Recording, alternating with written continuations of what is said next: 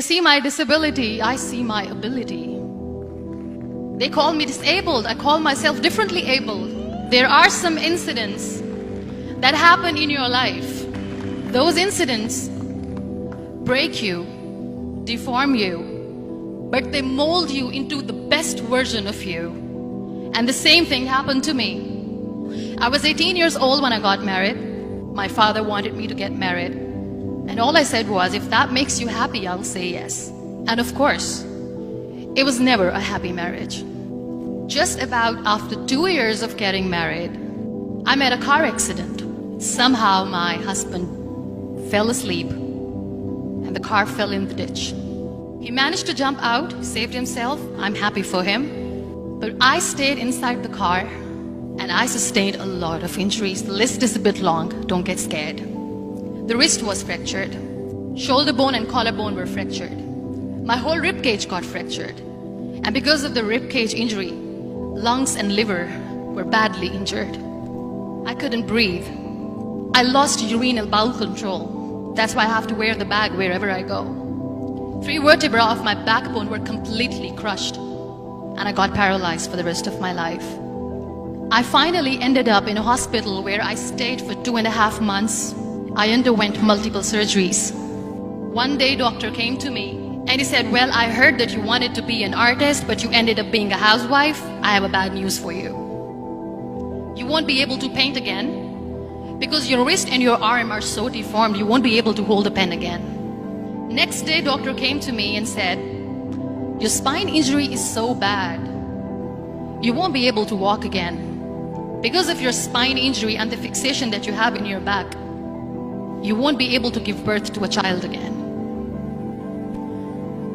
That day, I was devastated. I asked my mother, why me? And that is where I started to question my existence. Why am I even alive?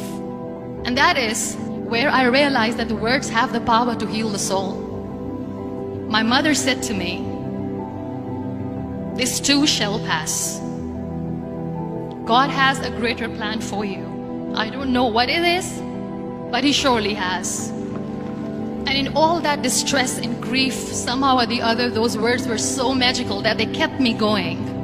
One day I asked my brothers, I know I have a deformed hand, but I'm tired of looking at these white walls in the hospital and wearing these white scrubs. I'm getting tired of this. I want to add more colors to my life. I want to do something. Bring me some colors. Bring me some small canvas. I want to paint. So the very first painting I made was on my deathbed, where I painted for the very first time. It was not just an art piece or just my passion. It was my therapy. And then I was discharged and I went back home. And I went back home and I realized that I have developed a lot of pressure ulcers on my back and on my hip bone. I was unable to sit. There were a lot of infections in my body, a lot of allergies. So doctors wanted me to lie down on the bed straight for not 6 months, for not 1 year, for 2 years. I was bedridden, confined in that one room, looking outside the window, listening to the birds chirping and thinking maybe there will be a time when we'll be going out with the family and enjoying the nature. That was the time where I realized how lucky people are. That is the time where I realized that the day I'm going to sit, I'm going to share this pain with everyone to make them realize how blessed they are, and they don't even consider them lucky. That day I decided that I'm going to fight my fears. We all have fears. Fear of unknown, fear of losing people, fear of losing health, money.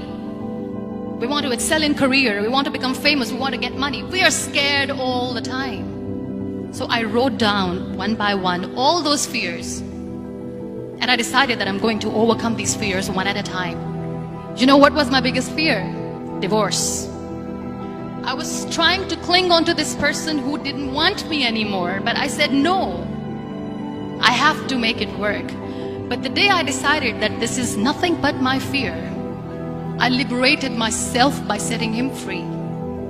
And I made myself emotionally so strong that the day I got the news that he's getting married, I sent him a text that I'm so happy for you and I wish you all the best.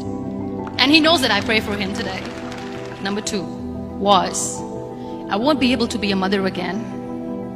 And that was quite devastating for me. But then I realized there are so many children in the world, all they want is acceptance. So there is no point of crying, just go and adopt one. And that's what I did. People think that they will not be accepted by the people because we, in the world of perfect people, are imperfects. So I decided that instead of starting an NGO for disability awareness, which I know will not help anyone, I started to appear more in public.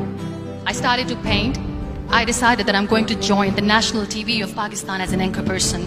And I've been doing a lot of shows for the last 3 years. I became the National Goodwill Ambassador for UN Women Pakistan, and now I speak for the rights of women, children. We talk about inclusion, diversity, gender equality, which is a must. Every time I go in public, I always smile. It's always a big toothy smile on my face, and people ask me, don't you get tired of smiling all the time? What's the secret? I always say one thing, that I have stopped worrying about the things that I have lost, the people that I have lost. Things and people who were meant to be with me are with me. And sometimes, somebody's absence makes you a better person. Cherish their absence. It's always a blessing in disguise.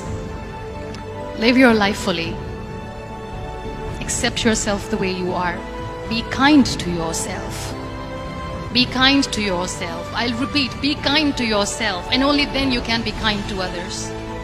Love yourself and spread that love. Life will be hard. There will be turmoils, there will be trials, but that will only make you stronger. So when you accept yourself the way you are, the world recognizes you. It all starts from within.